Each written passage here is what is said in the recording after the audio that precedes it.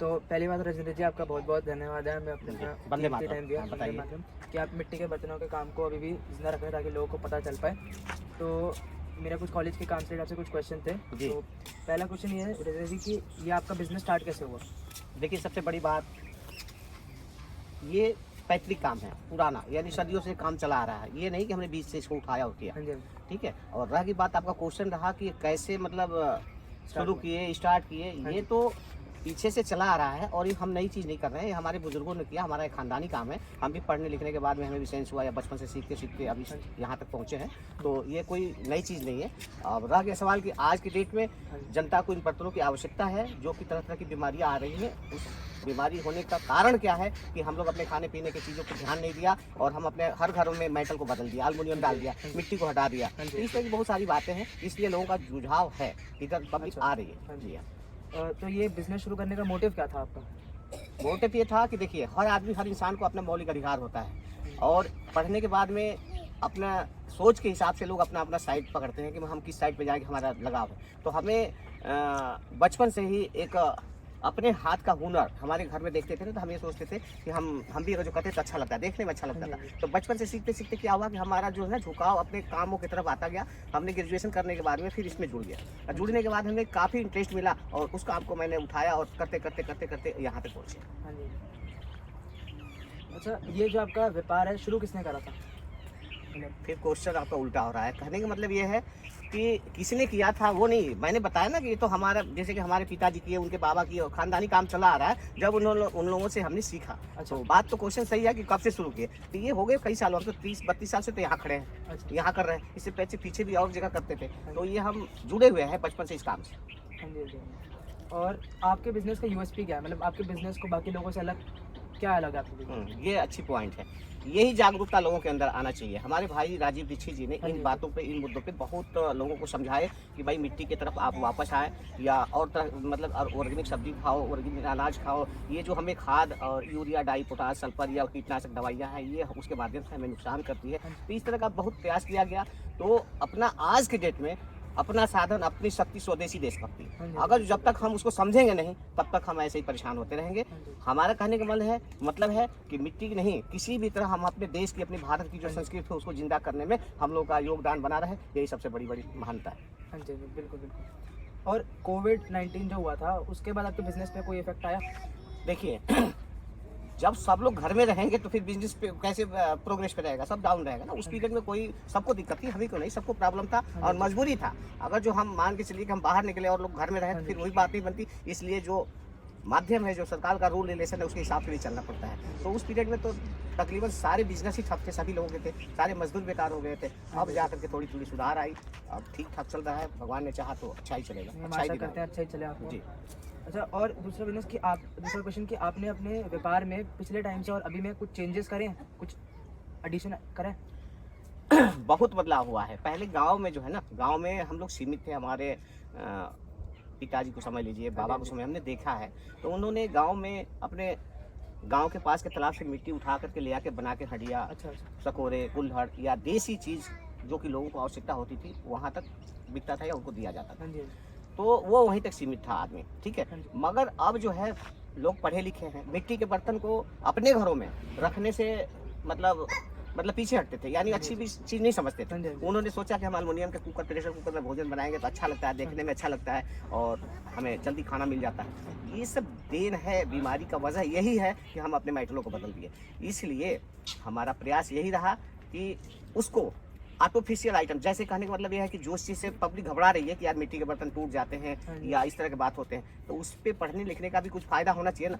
अपने दिमाग से सोच के समझ के, ताकि जनता को किस चीज़ की आवश्यकता है, ताकि हमारे मिट्टी की तरफ या हमारे पुराने भारत की तरफ वापस आए या हम अपनी कला को बचा सके। इस तरह का हमारे अंदर एक विचार आया और उन विचार के अंदर हाँ जी, मैंने आपके किचन के अंदर जितने चीज़ लगते हैं, हाँ जी। फ्राई पैन, सॉस पैन, कढ़ाई, मग, जग, यानी जो भी भोजन के आपके बर्तन इस्तेमाल होते हैं, सारे प्रोडक्ट मैं आज बना रहा हूँ राजेंद्र क्ले हैंडीक्राफ्ट के नाम से।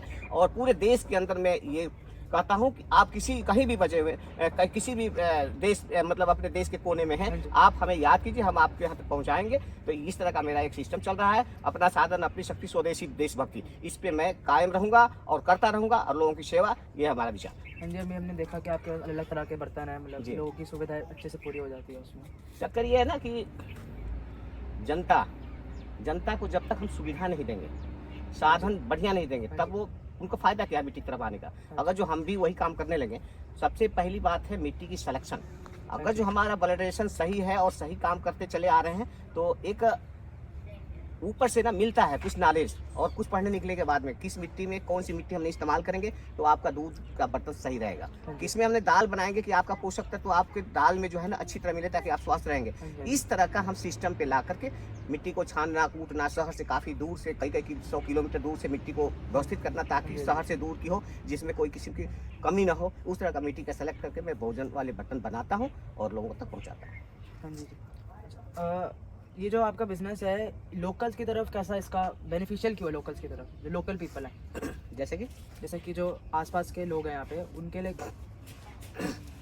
सबसे पहली बात तो ये है कि आप बुरा मत मानिएगा इस बात को, जो हाई फाई लोग हैं ऊपर पहुंच गए हैं वो ऊपर आ रहे हैं, हाँ जी। और जो नीचे के लोग हैं अभी ऊपर जा रहे हैं। हाँ जी। हम अगर जो गांव में कहेंगे कि आप हंडी में दाल बनाइए ना, हाँ जी। तो 100 में 5% जो सुलझे हुए पढ़े लिखे जो शहर में रहते हैं, वो अपने माँ बाप को समझा रहे हैं कि इधर हमारा स्वास्थ्य है, आप इसको बनाओ। हम भी यही बात कह रहे हैं, मगर वो अभी नहीं मान रहे हैं, समझ रहे हैं, समझ जाएंगे। तो कहने का मतलब है कि अभी उनके अंदर कोई बदलाव बहुत कम परसेंटेज है, मगर अभी जिसका झुकाव है हमारे यहाँ, वही हमें जहाँ तक नॉलेज है कि जो हाई फाई लोग हैं, पढ़े लिखे हैं, जिनको अपने स्वास्थ्य को चिंता है कि तरह तरह की बीमारियाँ आ रही हैं, आखिर रीजन क्या है, तब उन्होंने पढ़े हैं लिखे हैं, उनको देख रहे हैं कि एल्युमिनियम क्या है, ये जस्ता क्या है, इस तरह के जो उत्पाद बनाए जा रहे हैं इलेज गिलेज करके, तो इससे जिनको नॉलेज होने के बाद में हमें शुद्ध बर्तन चाहिए या शुद्ध भोजन चाहिए, वो इन बर्तनों के साथ आज भी आनंद उठा रहे हैं और उठाएंगे भविष्य में। बिल्कुल बिल्कुल। और कोई गवर्नमेंट का ऐसा स्कीम है जिससे आपको बहुत ज़्यादा लाभ हुआ हो? गवर्नमेंट का बहुत सारे लाभ है, मगर लोगों तक पहुंचने भी तो चाहिए।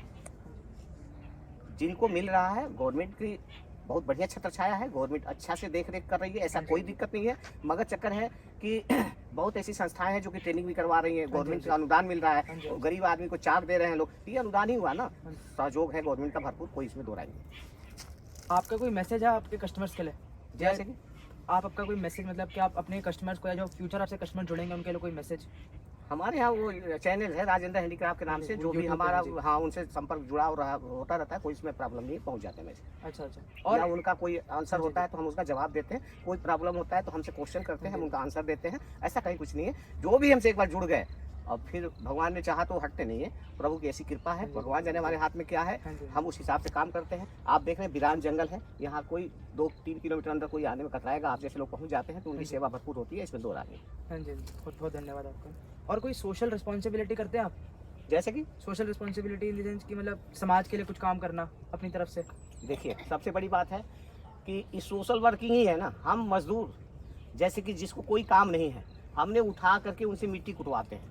अच्छा। कोई काम नहीं है तो चलो हमारे यहाँ काम करो, 10-5 वर्कर को रखते हैं, उनके बीवी बच्चे को 2 रोटी मिलता है हमारे वजह से, भगवान जाने कैसे किसके माध्यम से किसको मिलता है, तो ये क्या है, वही चीज़ ना है। हाँ जी। गरीब आदमी को, जब हमारे यहाँ बहुत ऐसी पब्लिक आती है, गरीब आते हैं, बाबूजी हमें ये प्रॉब्लम है, तो हमने उसको हड्डियाँ दे दिया कि दाल बनाओ खाओ मजे लो, हमारा क्या नुकसान हो गया। हमने सोचा कि 10 हड्डियाँ ऐसे दे दिया, 100 बेचा, हमें बराबर कर दिया, तो उसमें कोई दिक्कत नहीं है, प्रभु ने देता है भरपूर। हाँ जी हाँ जी। हाँ जी। और आपका टारगेट ऑडियंस कौन सा है, मतलब कौन से लोगों को आप टारगेट करते हो अपने प्रोडक्ट से?